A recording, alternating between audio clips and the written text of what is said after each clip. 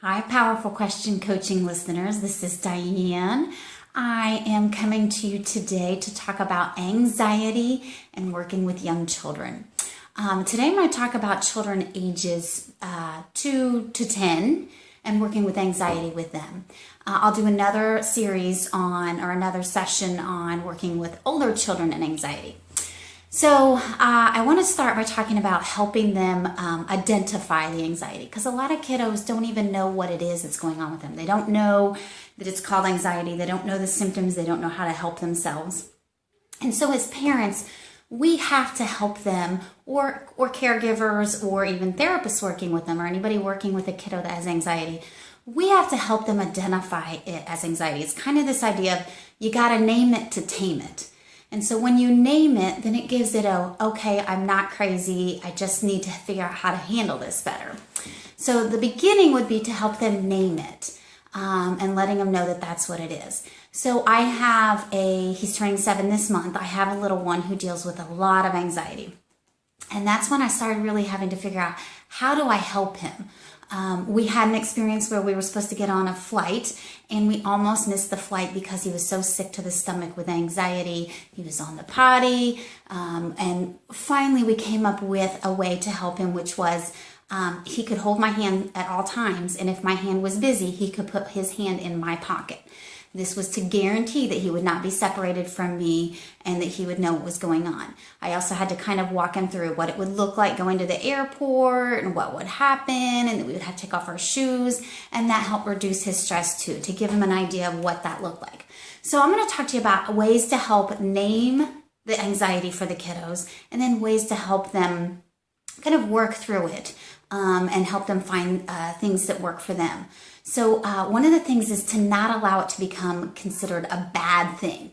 It's not bad or good, it just is. And we need to help the kiddos identify the symptoms and work with that so that it doesn't become a scary, unmanageable thing. So the first thing is name it to tame it, and then help them put words to what it is that they feel like they need. So for example, if they just feel scared and they don't know why, then it's helping them come up with, okay, what about it is scary? How can I help you work through that?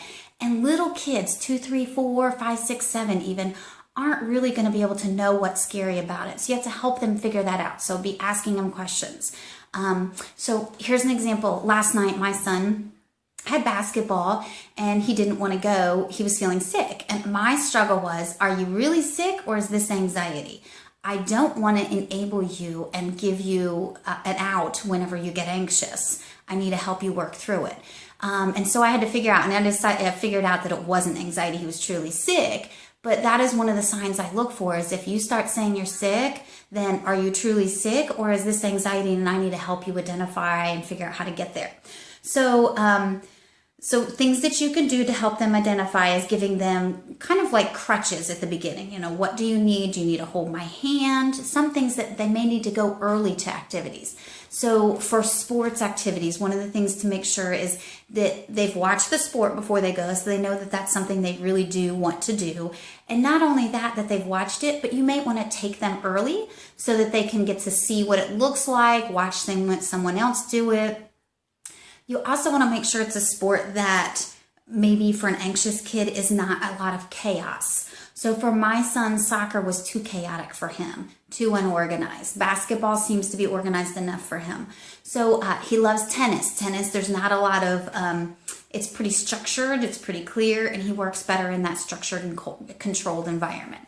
So helping them understand what sports activities would be helpful for them, what things probably won't work. Like my son was saying he wanted to do wrestling, and I'm like, do you think you really want to do wrestling? And I showed him what wrestling looked like, and he decided that was not for him. So helping them, even though they think they might want to do something, helping them identify what it looks like and maybe is that really the best fit for them. One of the things with children with anxiety is they like to know the structure of the day. What happens, what order, what time. So one of the things that happened with my son a lot was that he wanted to know so this was before he was in school, but when are we doing things? Is it before lunch? Is it before snack? Is it after lunch? Is it after snack? And our family is not real structured like that. It was just kind of like whatever we feel like doing at the time. And that was very difficult for him. So I had to build in more structure for him and kind of say, these are the things we're doing today, and this is the order, which was difficult for me, honestly, because I'm not a structured person. I do by feeling. I'm kind of, as I've said, I think before, I'm a rebel, and I kind of do things based off of what I feel like at the time. So it was very difficult for me to start saying, okay, we're going to do grocery shopping at this time before snack, and then we'll do snack, and then after snack we'll do a play date. And I was very much, well, we'll do whatever we feel, but my son didn't function well in that environment. So for a while I had to become more structured for him to help him get a sense of safety. Another thing is having a calendar on your child's wall if they have anxiety. So that helps them kind of plan, okay, this is the day, and this is as they get older, but they can start seeing on a calendar, this is the day of the week it is, this is what we do on this day of the week. So that they can kind of start putting into perspective when things are. For my child, having a calendar on his wall and then being able to put on there, and I put it on there for a long time, like when his practices were, when he had soccer practice, when we had play dates, so that he kind of got more comfortable knowing that he had some sense of when things were happening, when holidays were, things like that. Allowing downtime between activities.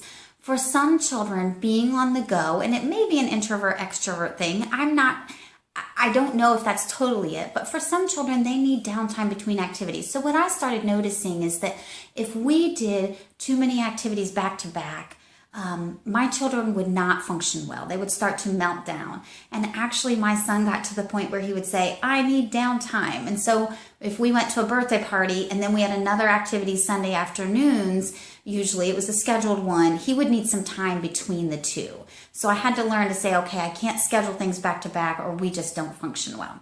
So that's another thing, is to have downtime in between activities. So for us, we have quiet time every day that we're home. And the reason is it's not a punishment at all. It's learning to be able to stimulate yourself, be in a room by yourself, and be comfortable with yourself. And it's a way of kind of calming and quieting your nerves so that you're not overstimulated with all the activity. So that may be helpful a lot of times with kids with anxiety. Another thing that's helpful for kiddos with anxiety is they like I don't know if it's control, but that's what my mind is thinking. But they like to be able to say, I walked this many steps today, or for this long. So a watch might be helpful. My son loved having a watch to be able to time. Okay, we went for a 45-minute walk, and he would actually ask me how to spell these things so that he could write down how long of a walk we went on and things like that. Another kiddo that I've worked with liked a stepper so that she knew how many steps she took each day. So it's just kind of another way to feel a little sense of control when maybe they don't feel a lot of control, or kind of knowing what's going on. So a stepper or a watch might be helpful. A calendar on the wall might be helpful so that they can kind of track the days and the months and what's going on during their days and things like that. Another thing would be to check in on birthday parties. A lot of kiddos with anxiety, taking them to a big, loud birthday party may not be the best thing for them. So finding a birthday party, having them go to birthday parties that are maybe smaller, not maybe as loud, or the activities are maybe a little calmer. So that's one of the things that I've noticed with my son is when we go to birthday parties that are calmer, he seems to do better, is able to go and participate more. And then when we leave, he's not as agitated or kind of upset. So noticing kind of what type of birthday parties or activities they do best in. And it's just about knowing your child. These are suggestions. It may not work for every kid. Just getting to know your child and what works for them. Another idea would be some kind of mantra or saying. So if your child gets anxious about something not going the way they think it should, then having them have a go-to in their mind that says something like, it's not that big a deal, or it's not all that. Just something that they can say to remind themselves to calm down and remember that really nothing's that big a deal. It's all going to be okay. So if something spills, not that big a deal. Just reminding them this is not that big a deal, whatever it is. So some kind of mantra like that. So for our house, it's breathe. So for my son, and we call it meditation, and every night at bed we do a mindfulness meditation where we just walk through breathing in. You are safe. Breathing out. You are safe. And so that is our go-to. I'll go breathe, or he'll say breathe. And both of my children, you will notice that they start to breathe when you say that. I've actually had the school mention that with my daughter, when she gets corrected, that she will start to breathe, and they'll notice that she does that breathing. So it's a good technique to help, because you can't be really anxious and breathing correctly at the same time. It doesn't go together. So that's a good thing, is helping them learn how to breathe calmly. Let's see. Be cognizant of what your child is capable of handling. So a sensitive child or an anxious child may not be able to see a lot of news. So that might be something to be aware of, is if my child I know gets anxious about things, then I need to limit how much maybe violence or things in the world that feel unsafe he's exposed to or she's exposed to. So for example, one of the things that I shared with my son, that we weren't going to do a lot of Christmas last year, Christmas gifts, because we were going to donate to little boys his age that were being abducted for fishing slavery in Ghana. And when I shared that, it was too much for him. And I didn't realize that. But he was pretty upset and worried about getting abducted, and worried about these kids and where does it happen and will they come get him. And I didn't realize he couldn't handle that much information. So that's something to be very cognizant of. How much information can your child handle and not be kind of traumatized or increase their anxiety? So that's just something to be aware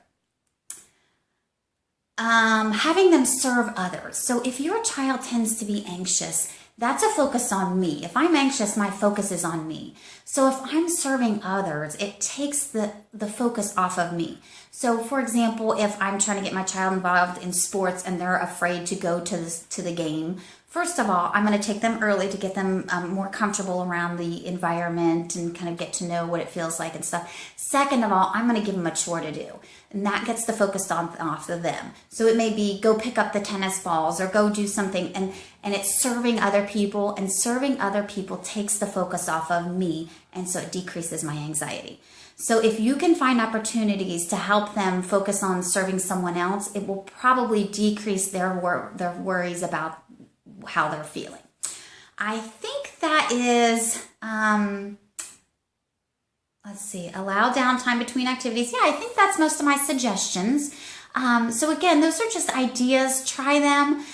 Give them more than just one try though, because a lot of times kiddos need over and over repetition to see if something works. So the general rule is we need to see or hear something 7 times before we can take it in enough to actually act on it.